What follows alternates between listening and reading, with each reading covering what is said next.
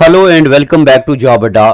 मेरे प्यारे बच्चों, मैंने आपके लिए जो कंप्यूटर का पेड बैच लाया है जिसकी फ़ीस सिर्फ 49 रुपीज़ है, बट वो टैक्स के कारण या कुछ और क्लास प्लस का इशू है, वो 60 रुपीज़ वहाँ पे शो करती है। बहुत से बच्चों ने मुझे ये बताया है, तो मैंने पूरी कोशिश करी थी कि इसको 49 रुपीज़ रख पाऊँ, बट ये हो नहीं पा रहा।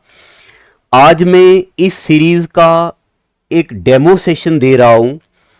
ये डेमो सेशन लेके आपको ये डिसाइड करना है कि क्या हम ये 40 to 50 रुपीज़ का पेड बैच लें। ये बैच आपके पास 1 साल तक रहेगा और इसमें आपको पीडीएफ भी मिलेगा जो मैं क्लास में पढ़ाता हूँ, और इसमें आपको हाई लेवल के एमसीक्यू सेशन भी रहेंगे जो स्टेटमेंट बेस्ड होंगे। ठीक है, चलिए जी, अब ज़्यादा वक्त ना लेते हुए मैं आपको पढ़ाता हूँ आज का कंटेंट। कंप्यूटर, पिछले एपिसोड में मैंने आपको बताया था कंप्यूटर किस लैंग्वेज से लिया गया है, इसका क्या मतलब है, ये सब मैंने आपको बताया। आज हम एक सिंपल सी डेफिनेशन भी पढ़ेंगे कंप्यूटर की। देखो जी, कंप्यूटर क्या है? कंप्यूटर एक इलेक्ट्रॉनिक डिवाइस है। It is an electronic device that takes input and processes it and provides the result as output. ये है कंप्यूटर की बेसिक डेफिनेशन। अब इस बेसिक डेफिनेशन में हम आगे चलते हैं। फिलहाल आप इतना याद रखो कि कंप्यूटर एक इलेक्ट्रॉनिक डिवाइस है। कैसी डिवाइस है? कंप्यूटर एक इलेक्ट्रॉनिक डिवाइस है जो इनपुट लेती है, उसको प्रोसेस करती है और आउटपुट देती है। ठीक है, और आगे चलते हैं। देखो, अब आपके सामने ये जो मैंने डायग्राम बनाई है इसको बोलते हैं वॉन न्यूमैन मशीन, या इसको बोलते हैं ब्लॉक डायग्राम ऑफ कंप्यूटर। मेरे प्यारे बच्चों, कंप्यूटर एक ऐसी इलेक्ट्रॉनिक डिवाइस है जो इनपुट लेती है। क्या लेती है? इनपुट। तो कंप्यूटर जहां से इनपुट लेता है इसको बोलते हैं इनपुट यूनिट। क्या बोलते हैं इसको? Input unit. और फिर कंप्यूटर इस इनपुट यूनिट से इनपुट रिसीव करके अपने अंदर इसको प्रोसेस करता है। जो प्रोसेस करने वाला यूनिट होता है उसको बोलते हैं प्रोसेसिंग यूनिट। फिर जो आउटपुट देता है इसको बोलते हैं आउटपुट यूनिट। तो अभी हम पढ़ने वाले हैं इनपुट यूनिट क्या होता है, अभी हम पढ़ने वाले हैं प्रोसेसिंग यूनिट क्या होता है, फिर हम पढ़ने वाले हैं आउटपुट यूनिट क्या होता है। प्रोसेसिंग यूनिट में हम पढ़ेंगे सीपीयू क्या होता है, हम पढ़ेंगे कंट्रोल यूनिट क्या होता है, हम पढ़ेंगे एएलयू क्या होता है, हम पढ़ेंगे मेमोरी यूनिट क्या होता है।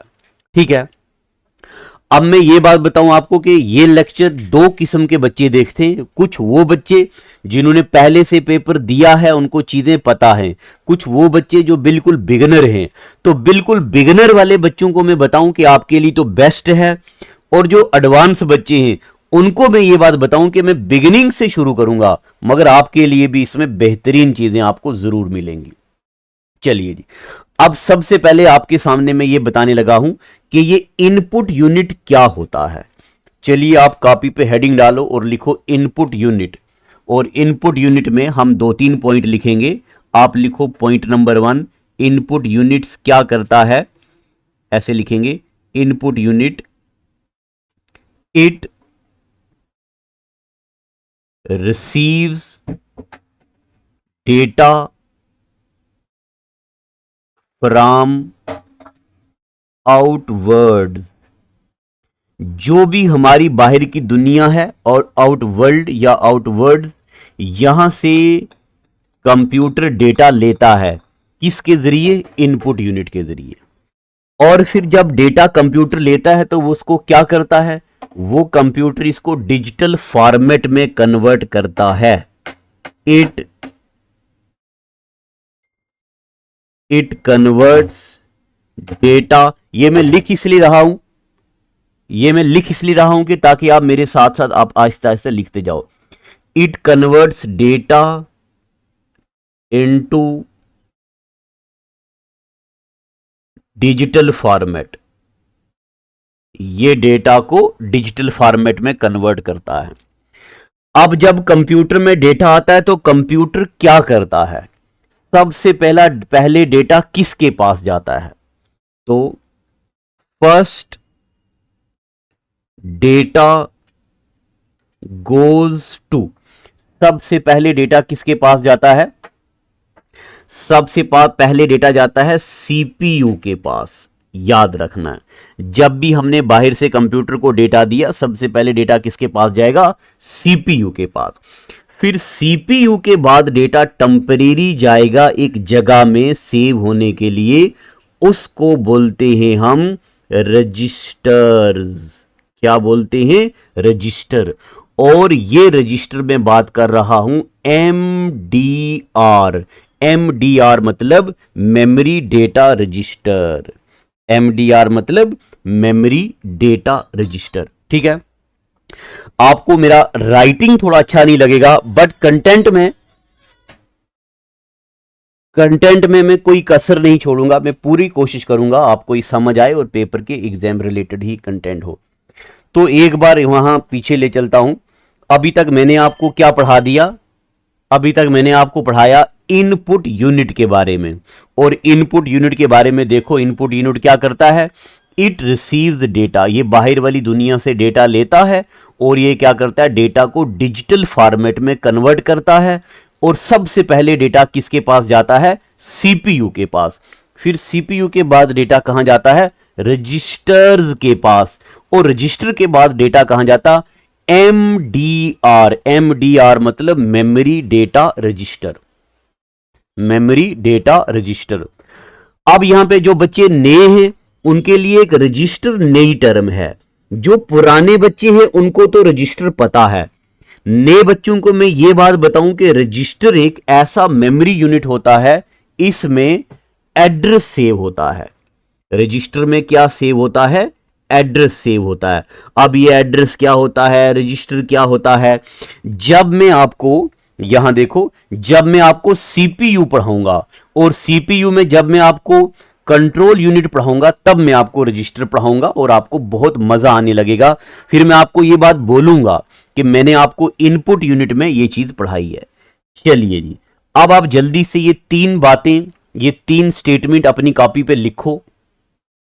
अगर आपने ये तीन बातें अपनी कॉपी पे लिख दी हैं तो चलिए तैयार हो जाओ। ये क्वेश्चन आपकी स्क्रीन पे है, बताओ इसका आंसर क्या होगा? आराम से क्वेश्चन पढ़ो पहले। ये बोलता है which of the following statement regarding input devices incorrect. कौन सी स्टेटमेंट इनमें से गलत है? ध्यान से क्वेश्चन को देखो, कौन सी स्टेटमेंट गलत है? किसके बारे में? इनपुट डिवाइस के बारे में। सबसे पहले ये बोलता है they convert input data into digital format. आप मुझे बताओ, क्या इनपुट डिवाइसेस डेटा को डिजिटल फॉर्मेट में कन्वर्ट करती हैं? बताओ।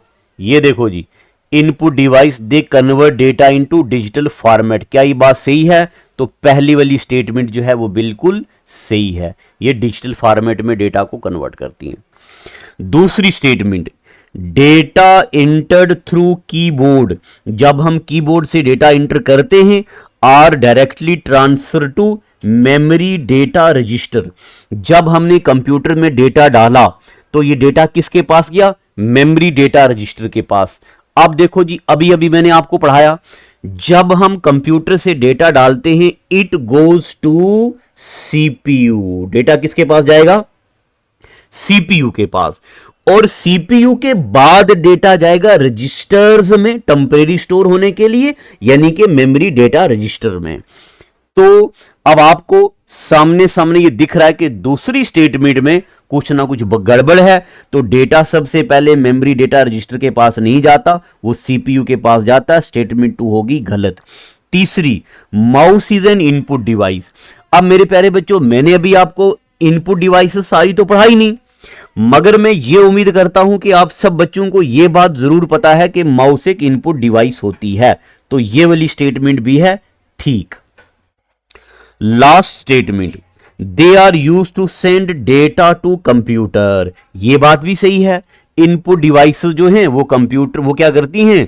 कंप्यूटर में डेटा ट्रांसफर करती हैं। तो which of the following statement regarding input device of computer is incorrect. कौन सी इनकरेक्ट है? अब ए बी सी या डी, कौन सी? तो ए भी ठीक है, बी भी ठीक है, सी गलत ना, ए ठीक है, बी गलत है, सी भी ठीक है, डी भी ठीक है। तो आपको पता चल गया बी स्टेटमेंट। अब मैंने ये स्टेटमेंट बेस्ड क्वेश्चन, ये सब प्रीवियस ईयर पेपर के क्वेश्चन हैं। मैं जो आपको पेड बैच बता रहा हूं, जो मैंने 49 to 50 रुपीज का पेड बैच शुरू किया है, इसमें मैं चैट जीपीटी का इस्तेमाल भी करूंगा, एआई का इस्तेमाल भी करूंगा, एमसीक्यूज कंटेंट में नहीं, कंटेंट तो मुझे पता है, बट मैं एमसीक्यूज लाने में चैट जीपीटी और एआई का इस्तेमाल इसमें बहुत करने की कोशिश करूंगा। तो आंसर क्या हो गया जनाब? बी। ये प्रीवियस ईयर क्वेश्चन पेपर से सवाल लिया गया। ठीक है, इतना पता चल गया। और आगे चलते हैं। अब देखो जी, मैंने आपको अभी अभी थोड़ा बैक चलता हूं, अभी अभी मैंने आपको बताया कि कंप्यूटर में इनपुट यूनिट से डेटा हम कंप्यूटर में फीड करते हैं। ठीक है जी। अब हम पढ़ेंगे इनपुट यूनिट या इनपुट डिवाइस। इनपुट यूनिट तो मैंने आपको पढ़ा दिया, अब इनपुट यूनिट के अंदर कौन कौन सी डिवाइसेस हैं हम वो पढ़ने वाले हैं। देखो जी, अब आप हेडिंग डालो इनपुट डिवाइसेस, लिखिए इनपुट डिवाइसेस में आप लिखो सबसे पहले कीबोर्ड एक इनपुट डिवाइस है, माउस एक इनपुट डिवाइस है, टच स्क्रीन एक इनपुट डिवाइस है, ट्रैक बॉल एक इनपुट डिवाइस है या डिजिटाइजर एक इनपुट डिवाइस है, हैप्टिक ग्लोव एक इनपुट डिवाइस है, ओसीआर एक इनपुट डिवाइस है, ओएमआर एक इनपुट डिवाइस है, बीसीआर भी एक इनपुट डिवाइस है, स्टाइलस एक इनपुट डिवाइस है, जॉयस्टिक इनपुट डिवाइस है, डेटा ग्लोव इनपुट डिवाइस है, किम्बाल टैग रीडर इनपुट डिवाइस है, बायोमेट्रिक इनपुट डिवाइस है, स्कैनर इनपुट डिवाइस है, वेबकैम इनपुट डिवाइस है, ट्रैकबॉल इनपुट डिवाइस है, लाइट पेन इनपुट डिवाइस है। यानी कि जितनी भी ये स्क्रीन पे डिवाइसेस लिखी हुई हैं, ये सारी की सारी क्या हैं? Input devices. ठीक है, चलिए अभी आपको ये पता चल गया कंप्यूटर क्या है, इनपुट यूनिट क्या है, इनपुट यूनिट क्या करता है, और इनपुट डिवाइसेस के नाम आपको पता चल गए। आपको इनपुट डिवाइसेस के नाम पता चल गए। अब मेरे प्यारे बच्चों, एक एक करके हम इनपुट डिवाइसेस पढ़ेंगे। अब ये जो लेक्चर YouTube में आपको मिल रहा है, इसमें मैं आज आपको कीबोर्ड पढ़ाऊंगा और कीबोर्ड के एमसीक्यूज करवाऊंगा। आप बैच में आए या ना आए, ये लेक्चर जरूर देखिएगा, इससे आपको आइडिया लगेगा कि मैं क्या पढ़ा रहा हूं और पेपर में क्या आता है और आपने कितनी चीजें पढ़ी हैं। ठीक है, चलिए हेडिंग डालो अब आप कीबोर्ड। और कीबोर्ड से पहले अगर आपको सारी इनपुट डिवाइसेस के नाम पता चल गए हैं तो ये देखो जी, स्क्रीन पे क्वेश्चन है। ये सवाल रिसेंटली, ये question recently JKSSB junior assistant 2026 के पेपर में पूछा गया है। चलिए जी बताइए, categorize the following devices as input I and output O devices. कौन कौन सी हैं? देखो जी, लाइट पेन। लाइट पेन से हम क्या करते हैं? डेटा कंप्यूटर के अंदर डालते हैं। लाइट पेन से क्या करते हैं? डेटा डालते हैं, तो ये एक इनपुट डिवाइस है। Punch card reader. Card reader कैसी डिवाइस है? कार्ड रीडर से भी डेटा हम क्या करते हैं? कंप्यूटर में यानी कि कार्ड में डालते हैं, तो कार्ड रीडर भी जो है वो एक इनपुट डिवाइस है, तो मैं आई लिख रहा हूं। ठीक है, अब पंच कार्ड रीडर, पंच के बारे में हम पढ़ेंगे बाद में। पंच कार्ड क्या होता है ये मैंने आपको एक लेक्चर पढ़ाया था जिसमें कंप्यूटर का एवोल्यूशन पढ़ाया था, उसमें बताया था। अब आ गया जनाब प्लॉटर। प्लॉटर क्या होता है? इसमें जो आर्किटेक्ट्स होते हैं वो डिजाइन बना के डिस्प्ले करते हैं, तो प्लॉटर एक आउटपुट डिवाइस है। ठीक है, साउंड कार्ड।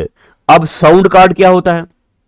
देखो, आपको पता है जो हमारा मॉनिटर होता है, कभी कभार अगर मॉनिटर की आवाज खत्म हो जाए, जो हमारा मॉनिटर होता है, तो इसके अंदर हम बोलते हैं साउंड कार्ड उड़ गए हैं।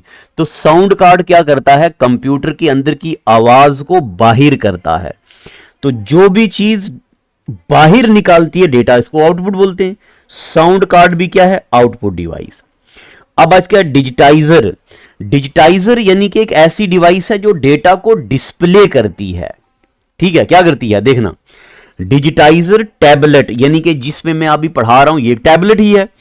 तो टैबलेट क्या करता है, सबसे पहले डेटा को इनपुट करता है, इंफॉर्मेशन लेता है, फिर उस इंफॉर्मेशन को इनपुट करके आउटपुट देता है। यानी कि जो डिजिटाइजर है ये इनपुट भी है और आउटपुट भी है, ये दोनों डिवाइस है। मगर सबसे पहले ये डेटा लेगी तभी ये डेटा देगी, इसलिए अगर इनपुट या आउटपुट दोनों में से एक को चुनना हो तो डिजिटाइजर को हम इनपुट डिवाइस मानते हैं। तो ये भी आगे जी इनपुट डिवाइस। अब आगे ड्रम प्रिंटर, ये तो हर बच्चे को पता है कि जो प्रिंटर है वो डेटा को आउटपुट देता है, तो प्रिंटर एक आउटपुट डिवाइस है। स्कैनर अभी अभी मैंने आपको पढ़ा दिया, स्कैनर क्या करती है, डेटा को कंप्यूटर के अंदर लेता है, तो स्कैनर एक इनपुट डिवाइस है। ठीक है, तो इनपुट कौन कौन सा है, पहला, दूसरा, चौथा और सातवां। तो पहला, दूसरा, ये पांचवा तो आउटपुट है, गलत हो गया। पहला, दूसरा, पांचवा ये भी गलत हो गया। दूसरा तो ठीक है, सिक्स्थ ड्रम प्रिंटर, ये तो आउटपुट है, ये बोलता है इनपुट है, गलत हो गया। ये बोलता पहला इनपुट है, सही बात है। दूसरा भी input, punch card reader input है। पांचवा टैबलेट, ये भी इनपुट है। स्कैनर, ये भी इनपुट है। और बाकी बच गई आउटपुट, यानी कि ऑप्शन नंबर डी। ठीक है, ये क्वेश्चन जूनियर असिस्टेंट 2026 में पूछा गया। ये क्वेश्चन मुश्किल नहीं है, ये ध्यान रखना, ये क्वेश्चन मुश्किल नहीं है, बस ये थोड़ा टाइम कंज्यूमिंग है। ठीक है,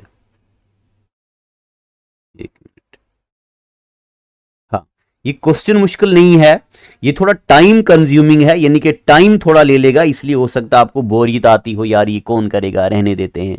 तो प्लीज क्वेश्चन को ध्यान से पढ़िए, एग्जाम में जाने से पहले मल्टीपल प्रैक्टिस कीजिए। आगे चलते हैं। अभी मैंने आपको इनपुट डिवाइसेस पढ़ा दिया, यानी कि मैंने आपको इनपुट डिवाइसेस के नाम पढ़ा दिए और उन पे एक क्वेश्चन करवा दिया। अब हम सबसे पहले पढ़ेंगे कीबोर्ड। अब आप हेडिंग डालो अलग से, कीबोर्ड। ठीक है, तो देखिए कीबोर्ड के बारे में कुछ पॉइंट पहले मैं आपको लिखवाता हूं, फिर एमसीक्यूज भी करवाऊंगा। कीबोर्ड के बारे में लिखो, point number 1, invented by Christopher Latham Sholes. Keyboard को किसने इन्वेंट किया है, क्रिस्टोफर लेथम शोल ने। ठीक है, एक तो ये बात याद रखनी है। अब आपको एक और बात याद रखनी है कि कीबोर्ड जो है ये कैसी डिवाइस है, मैं यहां लिख रहा हूं, आप भी अपनी कॉपी पे लिखो। कीबोर्ड कैसी डिवाइस है, it is CLI device. CLI का मतलब होता है कमांड लाइन इंटरफेस, यानी कि हम कमांड देते हैं तो ही आगे कंप्यूटर इसको काम करेगा। तो कीबोर्ड कैसी डिवाइस है, कमांड लाइन इंटरफेस डिवाइस है। अगला पॉइंट, आपको पता है कीबोर्ड के लेआउट कैसे हैं। लेआउट मतलब कि जो आपको स्क्रीन पे दिख रहा है ना, देखो यहां पे QWERTY, इसको बोलते हैं कवर्टी लेआउट। तो लेआउट में क्या क्या लेआउट आएंगे जनाब, एक लेआउट है इसको बोलते हैं QWERTY, कवर्टी लेआउट। एक और लेआउट है, इसको बोलते हैं AZERTY, अजर्टी लेआउट।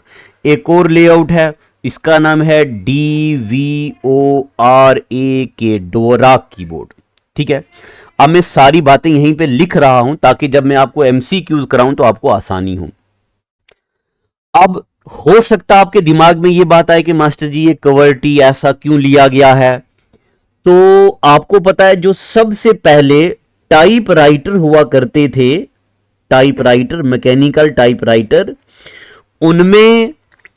उनमें आपको पता है जब हम कोई बटन दबाते थे, मान लो मैंने डी बटन दबाया, तो डी बटन से एक हैमर उठ के स्क्रीन पे लगता था। आजकल भी अगर आपने कोर्ट वगैरह में टाइपराइटर देखे हो तो आपको पता लग रहा होगा।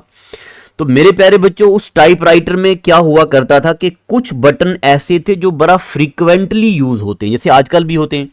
आपको पता है हम कम इंग्लिश में बहुत बार इन यूज करते हैं, जैसे इन दी रूम, या TO2 यूज करते हैं, है ना, टू यूज करते हैं। ठीक है, ऐसे बहुत सारे लेटर हैं जो हम बहुत ऑफन यूज करते हैं। अब जब हम बहुत ज्यादा फ्रीक्वेंटली यूज्ड वाले लेटर यूज करते थे तो वो कीबोर्ड में फंस जाते थे। इसलिए ऐसा कीबोर्ड डिजाइन किया गया जिसमें जैमिंग ना हो, लेटर्स की जैमिंग लेटर की ना हो। यानी कि मैं यहां लिख रहा हूं मोस्ट फ्रीक्वेंटली यूज्ड लेटर जो थे, जो बहुत ज्यादा बार बार यूज होते थे, उनको सेपरेट किया गया था और इसके लिए कवर्टी वाला लेआउट सबसे बेस्ट था। अजर्टी लेआउट भी बड़ी बार यूज किया गया, हालांकि ये बहुत अच्छा, इससे टाइपिंग स्पीड ज्यादा होती है। आपको पता, हमें हाथ ज्यादा मूव नहीं करने पड़ते अजर्टी लेआउट में, हैंड की मूवमेंट बड़ी कम है, बट फिर भी हम अजर्टी को ज्यादा प्रेफरेंस देते हैं। क्यों? ध्यान रखना, अजर्टी इसलिए ज्यादा प्रेफर्ड है क्योंकि टाइपराइटर से ही इन्वेंट हुआ है, वर्ड की जैमिंग नहीं होती और ज्यादा कॉमनली यूज्ड लेटर्स या कॉमनली यूज्ड वर्ड्स को हमने सेपरेट कर दिया है। ये ध्यान रखना, पेपर स्टेटमेंट है, अभी आपकी प्रैक्टिस करवाऊंगा। इसके अलावा और भी कुछ एक लेआउट्स हैं कीबोर्ड के, मैं वो भी बता देता हूं आपको। एक और है COLEMAK, कोलमैक, ये भी एक लेआउट है। फिर एक है MELTRON, मेल्ट्रॉन का एक लेआउट है। फिर एक है JCUKAN, ये एक लेआउट है। ये ज्यादातर मोबाइल फोन्स में यूज हुए थे, बट ये भी अब कॉमन नहीं है।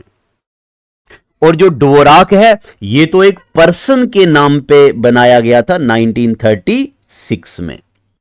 इतना पता चल गया। चलिए, अब मेरे प्यारे बच्चों, कीबोर्ड के बारे में ये सारी चीजें ध्यान से सुनो। अब आपको ये पता चल गया।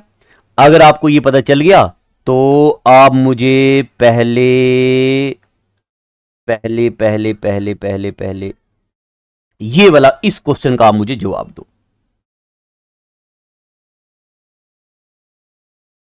दो जी। ओहो, कहां चला गया? हाँ, consider the following statement about keyboard types. Keyboard के टाइप के बारे में मुझे बताओ। नंबर 1, ये कहता है अजर्टी keyboard layout is design to increase typing speed. QWERTY layout is design to increase typing speed by placing frequently used letters together. जो ज्यादा फ्रीक्वेंटली यूज होते हैं उनको पास पास रखा गया है। नंबर 2, डोराक जो है keyboard layout reduces finger movement. इसमें फिंगर की मूवमेंट बड़ी कम होती है कवर्टी के मुकाबले में। और ये कहता है अजर्टी लेआउट जो है ये जर्मनी में यूज होता है। अब बताओ जी, आपको इनमें से कौन सी स्टेटमेंट ठीक लगी? देखो सुनिए, अभी अभी मैंने आपको बताया कवर्टी लेआउट इसलिए बनाया गया था कि जो ज्यादा फ्रीक्वेंटली यूज लेटर हैं उनको दूर दूर किया जाए, ना कि पास पास किया जाए। स्टेटमेंट 1 हो गई गलत। Number 2, Dvorak layout reduces finger movement. इसमें तो कोई शक नहीं, मैंने अभी शायद आपको बताया भी होगा कि डोराक लेआउट में क्या होता है। डोराक लेआउट में क्या होता है, फिंगर की मूवमेंट कम होती है कवर्टी के मुकाबले। और ये कहता अजर्टी लेआउट जो है यूज्ड इन जर्मनी, ये जर्मनी में नहीं हुआ। तो कौन सी स्टेटमेंट ठीक है? सिर्फ 2। अब आपको पता चल गया मैंने आपको कंटेंट क्या पढ़ाया और मैंने वो कंटेंट यूज करके देखो आपके लिए क्वेश्चन क्या बना दिया। ये चैट जीपीटी से बनाया है मैंने क्वेश्चन। अच्छा है ना सवाल? इससे आपको अजर्टी की एप्लीकेशन भी पता चल गई, डोराक के बारे में पता चल गया, अजर्टी के बारे में पता चल गया। अब इसकी एक्सप्लेनेशन भी एक बार देख लो। ये कहता QWERTY actually slow down typing but historically avoid typewriters jam. मैंने अभी आपको बताया जैमिंग को खत्म करने के लिए है। और डोराक से एफिशिएंसी तो बढ़ती है। और अजर्टी जर्मनी में नहीं, फ्रांस और बेल्जियम में यूज होता है। ठीक है, पता चल गया आपको? चलिए, अगर आप बिगिनर हैं तो लिखिए, अगर आप एडवांस हैं तो पुराने कंटेंट में ऐड कीजिए, और अगर आप मेरे पेड बैच का हिस्सा हैं तो वहां मैंने ये नोट डाल दूंगा, आपको कोई टेंशन नहीं, क्लास में पढ़ाऊंगा आपके लिए भी डाल दूंगा। ठीक है, इतना पता चल गया। अब एक और बात मैं आपको यहीं पर लिखवाता हूं, आप एक नोट में लिखो। नोट देखो मेरे प्यारे बच्चों, जब हमने कंप्यूटर में डी दबाया तो आगे क्या प्रेस होगा, जब हमने कंप्यूटर में जी दबाया तो आगे क्या प्रेस होगा। तो मैं आपको यहां पे एक लिख रहा हूं, नोट में लिखो, व्हेन वी प्रेस एनी की, जब हम कोई की प्रेस करते हैं, इट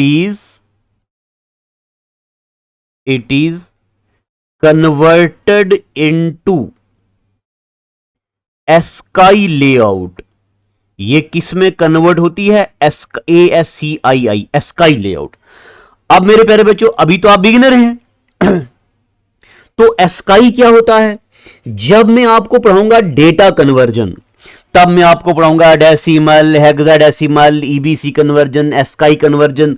अभी बस आप इतना याद रख लो कि एस्काई कोई कन्वर्जन, कोई रूल होता है जिसमें बड़ी एबीसी के लेटर्स के कोड हम पढ़ते हैं, छोटी एबीसी के लेटर पढ़ते हैं, और 0, 1, 2 से लेके 9 तक के कोड पढ़ते हैं। जेके एसएसबी ने ये पूछा है। ठीक है जी, ये लिख दिया आपने कि बताओ जी, जब हम कीबोर्ड में कोई प्रेस करते हैं तो उसको किस फॉर्मेट में कन्वर्ट किया जाता है, एस्काई में। ठीक है, आपको यह पता चल गया। अगर आपको यह पता चल गया तो जल्दी से आप मुझे इस क्वेश्चन का जवाब दो, यह पेपर में पूछा हुआ है, जल्दी से।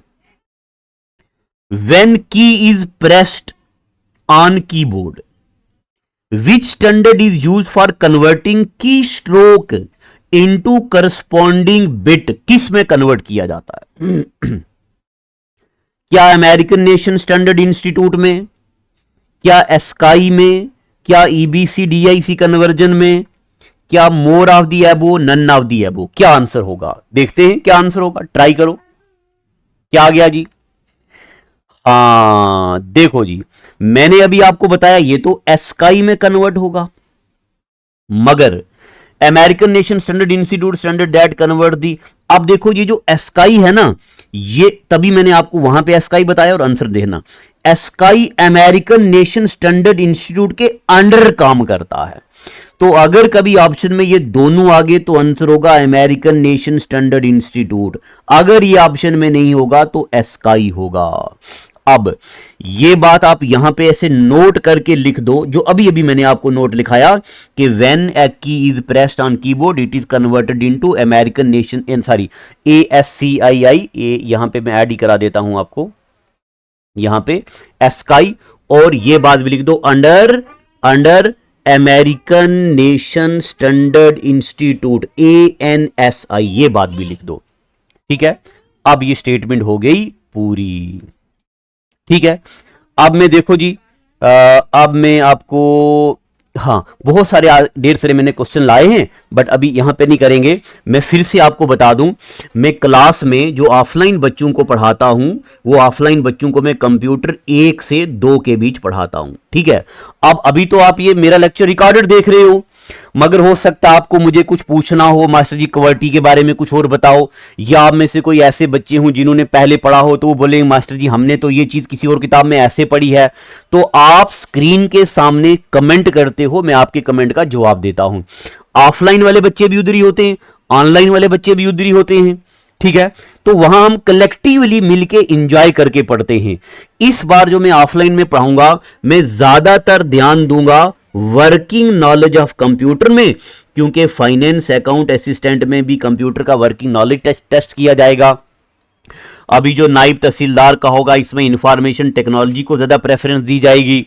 ठीक है, और मेरा टारगेट है कि इस ऑफलाइन कंप्यूटर के बैच में 1000 स्टूडेंट्स होने चाहिए, फिर देखना हम मजे से पढ़ेंगे। अगर ये 1000 का टारगेट अचीव हो गया तो मैं आपके लिए इसी तरह स्टैटिक जीके भी लाऊंगा।